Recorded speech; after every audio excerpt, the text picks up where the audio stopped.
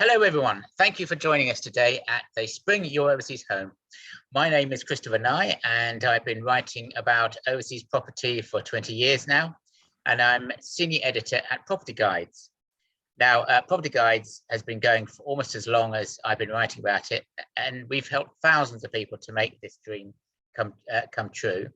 We have buying guides explaining how it all works, news and updates on the property market, any legal or Brexity questions are answered on our website, suggestions on where to buy, pitfalls to avoid, and much more. And of course, our call centre, which is based in the UK, offers more bespoke assistance. Now, Your Overseas Home, which is our sort of our focus on really getting that property when you've decided to go.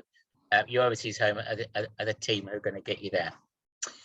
At all our sessions and at the booth today, you'll be able to ask questions. So if we run out of time in the presentations, we'll share your questions with the exhibitors to answer after the event. But as we're live today, you can just pop over to the virtual booths in the exhibition halls and click the Ask the Experts button in red. Please don't be shy about just getting in there and clicking away, asking questions. You won't do anything wrong. If it's possible to break the system, then I would have done it by now. Right now, I'm joined by Robert Webb, who is a private wealth manager from Chase Buchanan. Robert has a presentation and he'll tell us a bit about what he does and the main issues, and then we'll go through your questions.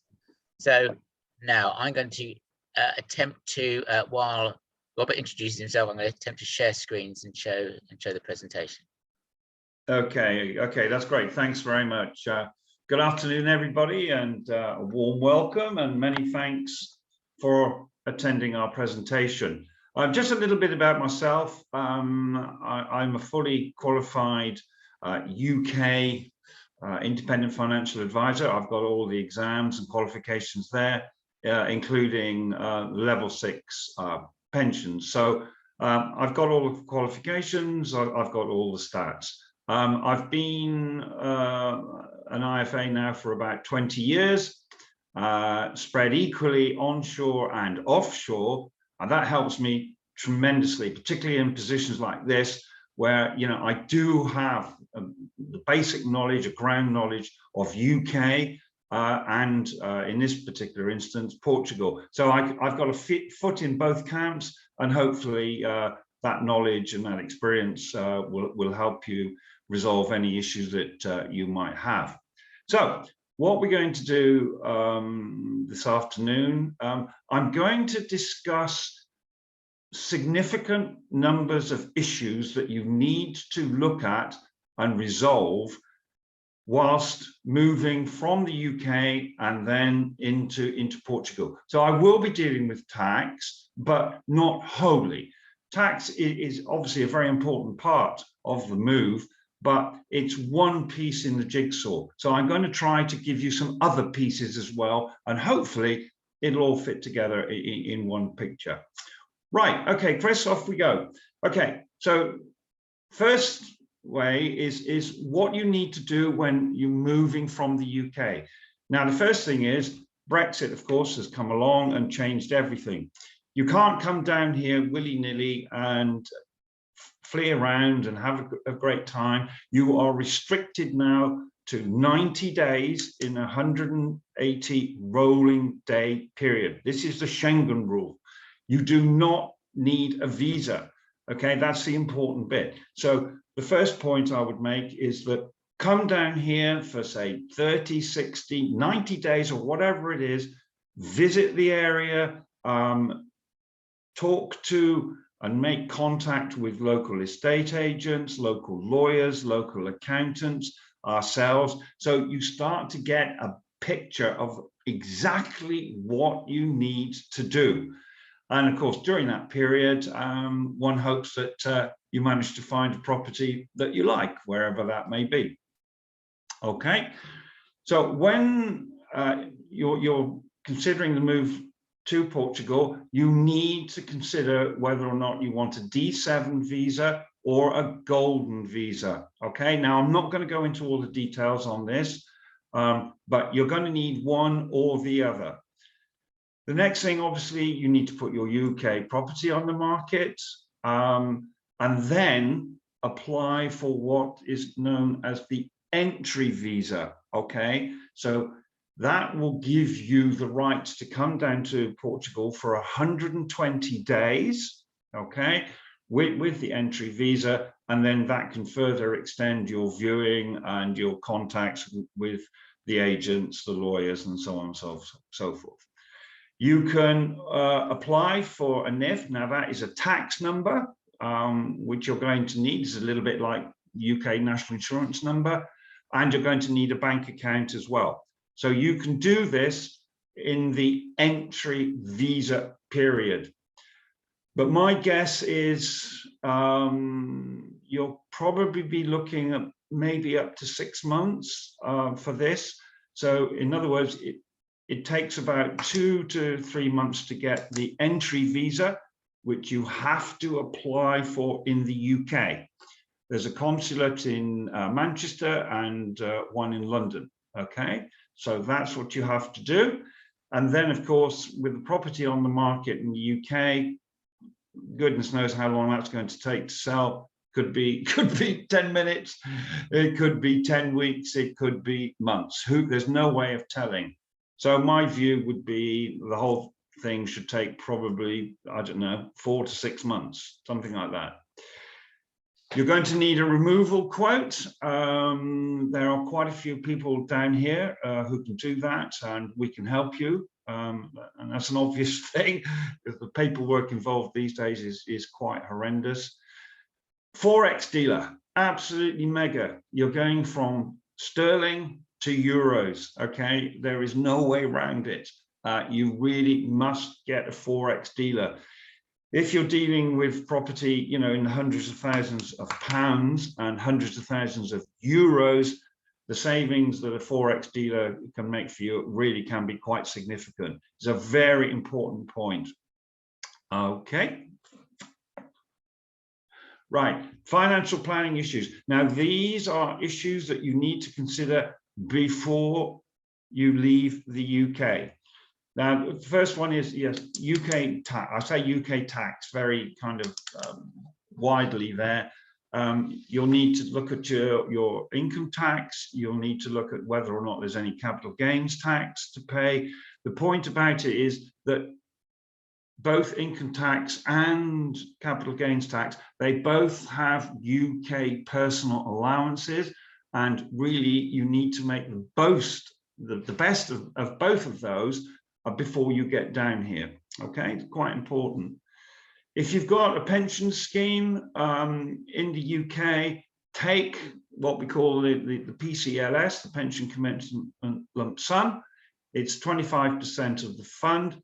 The point is that it's tax-free in the UK, but it's not tax-free if you were to encash it and take it whilst you were or are a Portuguese resident. Critical point.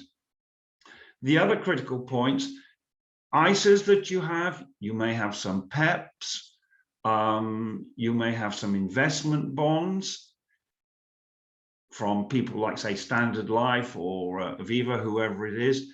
The ISAs, the PEPs, and the bonds are not compliant in Portugal. So if you retain these products after acquiring residency in Portugal, they will be taxed in Portugal. They are no longer tax-free.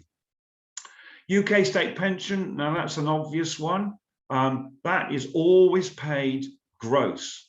I.e. no UK income tax deducted. Now that would apply whether you are resident in the UK or in Portugal, okay? UK wills, you're going to need to look at this as well, particularly if you are retaining assets in the UK after you become resident in Portugal. So if you keep your property in the UK or substantial assets, you need a UK will, no question. Okay, yep.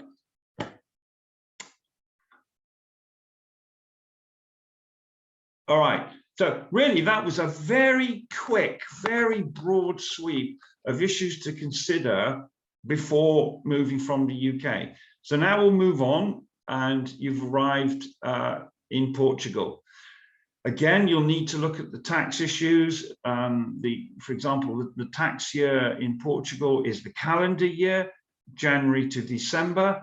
UK is April to April. So there's a real overlap there.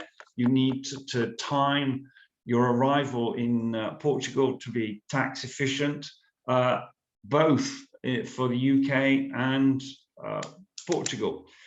You need to register with the financiers. Now that's the equivalent of HMRC, okay? And that then will enable you to make a separate, a new appointment with CEF. Now CEF is the immigration department, and they will handle all incoming visas. So you need to make that appointment either for your D7 or your golden visa. Now that at the moment is running around about 2 to 3 months. So even after you've got here and you've made the appointment for the D7, you may not get the actual appointment for 2-3 months, something like that. But when you get it, that will be your residence permit, okay? So just to jump back a little bit, you need to look at this visa issue in 2 steps. First, the entry visa, which you get in the UK, which lasts for 120 days. Then when you get here, you need the residence permit, okay? And that will give you 5 years residence, depending on whether you got the D7 or the golden visa. You'll also need the bank account and the NIF, okay? We've explained that before, quite simple. You can then apply for non-habitual residence. Now, this is really quite simple. This applies to non-Portuguese income. So in other words, UK stroke overseas pensions, interest, dividends, royalties received outside Portugal. This will give you a 10-year period of time during which the tax rate is only 10%. Okay, so it's a fantastic feature to have. And again, you need to talk to an accountant to go through all the pros and cons on this. You can then join the SNS, which again is like the UK NHS. That's free because you will then be a resident and tax resident. But if you wish, you can have private health insurance as well on top. It's entirely your choice.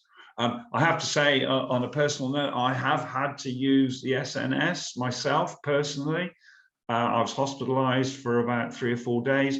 Absolutely no problems at all. No problems at all. Okay, Chris. Okay. Now, this is a P85. Now, this is a form that you'll need to send back into the UK. Okay, you can send it whilst you're still in the UK. It's probably better to do it when you're here. But what it does, it says to HMRC, or it declares a date to HMRC where you no longer are deemed to be a UK resident. So on it, if you say you arrive in Portugal on the 1st of August, that will be your date of non-residence from the UK as well. It's possible you'll get a tax rebate as well. So it's well worth doing that. It's really quite an important point. Form DT will enable you to get UK income sources paid without deduction of tax. They'll be paid gross. It's quite a simple process, and it's one that some people may need to go through. We can also look at UK pension transfers. So if you have got a UK pension, it may well be worth looking at that to see if it's more efficient for you outside the UK rather than in it. So we would look at a possible transfer. Most of these plans would go to Malta in a very tax efficient structure and a very tax efficient jurisdiction. We would also look at, or rather you need to look at Portuguese compliant bonds. Now, these bonds are quite similar to UK investment bonds. They're just a box, that's all it is, but the plan itself is compliant with local Portuguese tax laws, and that means a very benign, beneficial tax rate. So in other words, you would not have to pay full rates. So the growth that you would obtain in a Portuguese compliant bond would be tax-free, and then the withdrawals that you make are also very tax efficient. Far better than ever a PEP or an ISA or a bond. Those guys are really good for the UK, they're no good for here. So the substitution would be the Portuguese compliant bond. Non-resident landlord, if you've got property in the UK, you'll need to declare this back into the UK, and this will enable you to receive rental gross, okay? You will then have to account for the rent back into the UK, but you still got your personal allowances, and if you do it properly, you should end up with little to no tax. UK driving license, this has caused all kinds of problems. It takes forever to do this. You have 90 days after arrival to change your license. You must do this, okay? So your UK license, it goes back to the UK, and eventually you get a Portuguese license. It could take 3 to 4 months to get that. UK statutory residence test. Now, this is really important because this will control the number of days you can go back into the UK without becoming a UK resident. If you go back to the UK and you become UK resident, you're going to have to start paying tax. So to avoid that, you just look up the headings in the UK statutory residence tests, and you can determine the maximum number of days in the UK before you become resident. Now, without going into all the details, the cutoff dates will be 16, 45, 90, 120, or 183. Okay, so you're going to fall into one of those. Most people fall within the 90 days. So in other words, if you spend 80 days back into the UK, you're not resident, no problems. If you spend 95 days in the UK, you're resident and you've got problems. As I said earlier, you need a UK will, that's really important. But equally, you're likely to have property in Portugal. So you're going to need a Portuguese will as well, okay? It's quite easy to do, and we have contacts with UK solicitors here who can handle that, absolutely no problems. UK lasting power of attorney, this is relevant for a lot of people.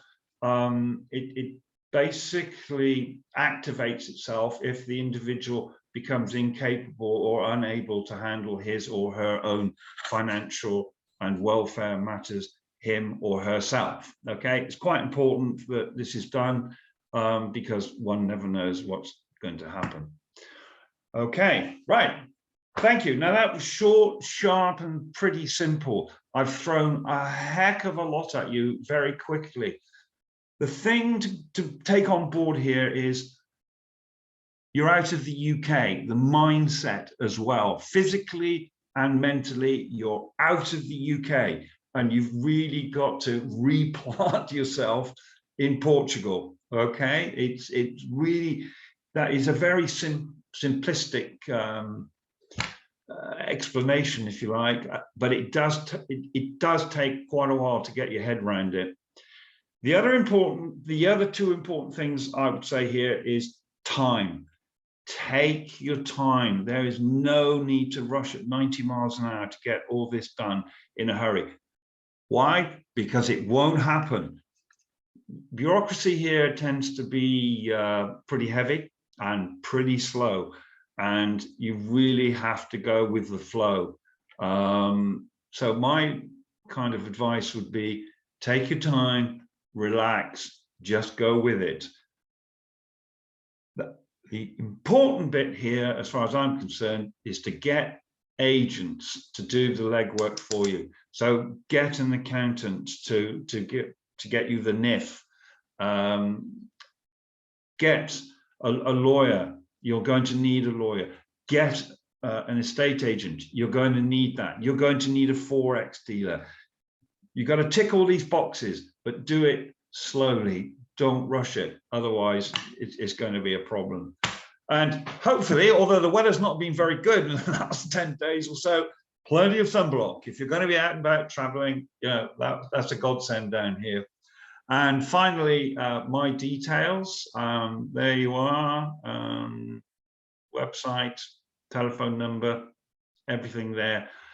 And I think that's about it, really. I hope I've not gone too fast or skated it too quickly. But of course, if you want these slides, I'm happy to pass them on to you. And I hope that all made a lot of sense. Absolutely, but, yeah.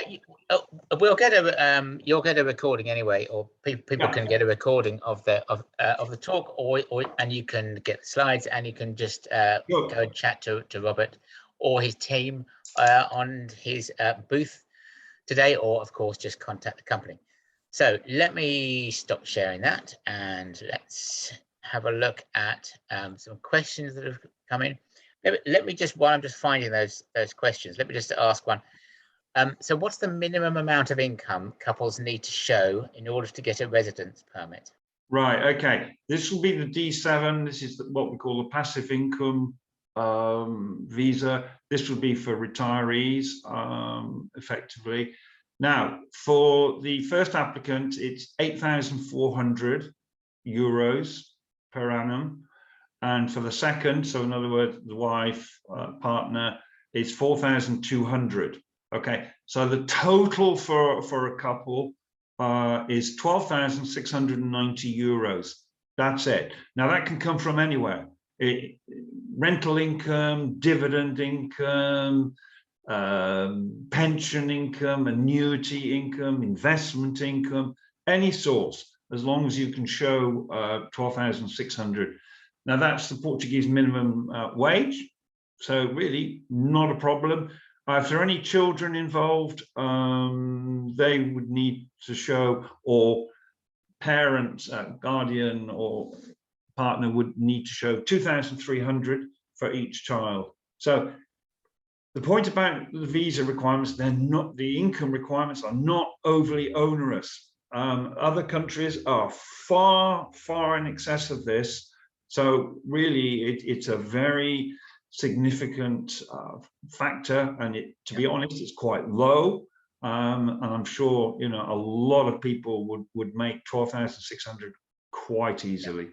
It's almost like they want us to come, isn't it? So oh, absolutely. Yeah. Oh, absolutely. The other bit really here, vast majority of people here speak English. Brits, of course, don't speak Portuguese, but the Portuguese themselves, they're very friendly, they're very helpful. Absolutely no problem at all. Okay. There's no road rage. I've never seen any road rage.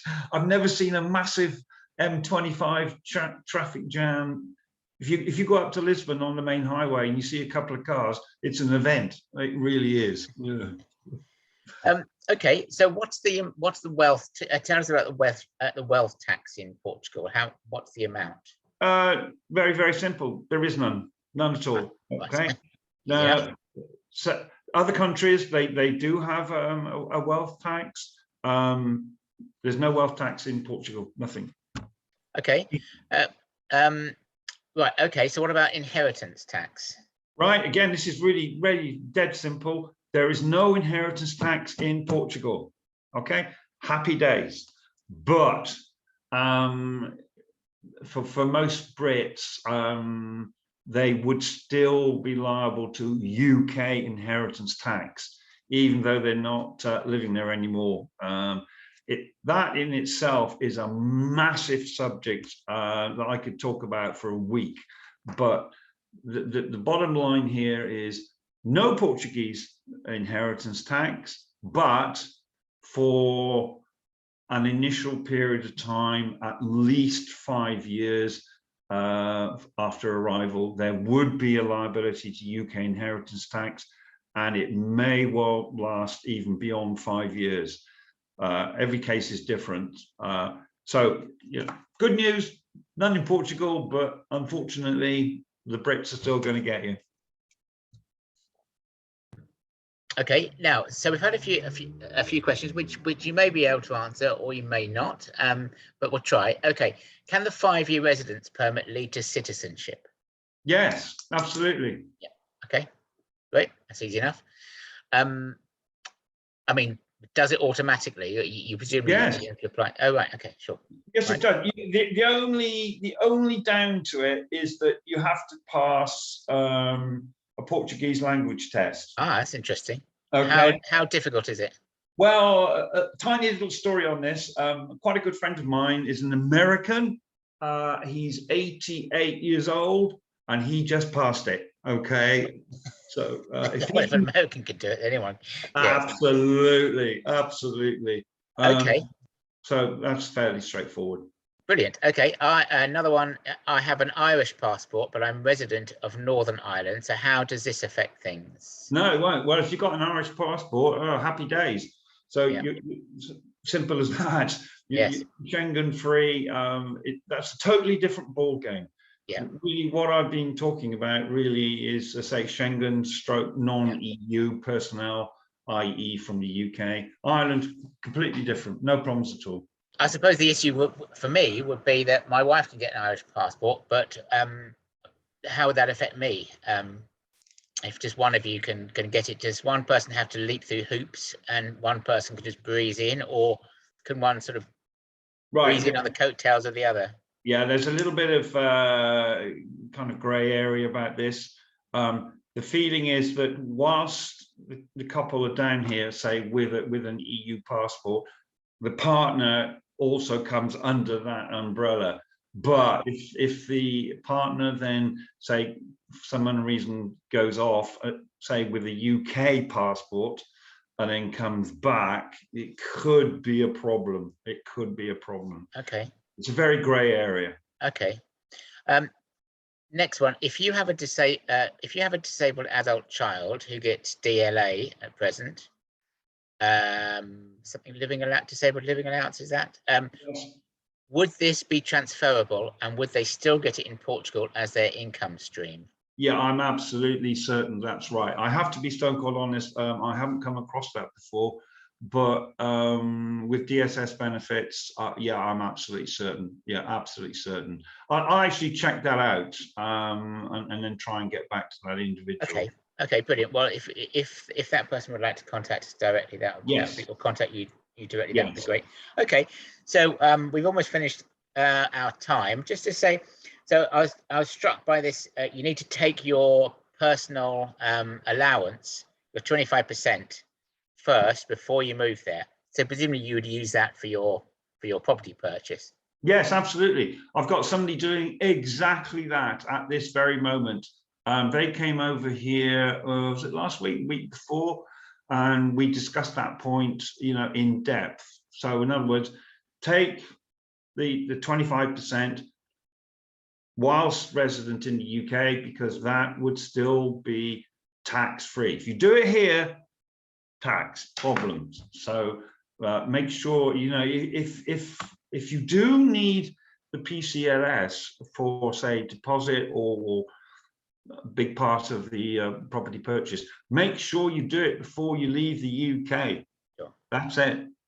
Okay. Look, we run out of time, Robert. So thanks ever so. You were really clear, really on it, and that was a fantastic presentation. So thank you very much indeed. Pleasure. We've still got a couple of hours of the show left, so I hope people will stick around and come and ask you questions on your booth and ask the other exhibitors as well, and then contact you after the event, of course. So brilliant. Thank you once again, Robert, and hope to see you soon. Yeah, that's a pleasure. Thanks, Chris. You've been really helpful. I really appreciate your help. Pleasure. Bye. Yeah, bye.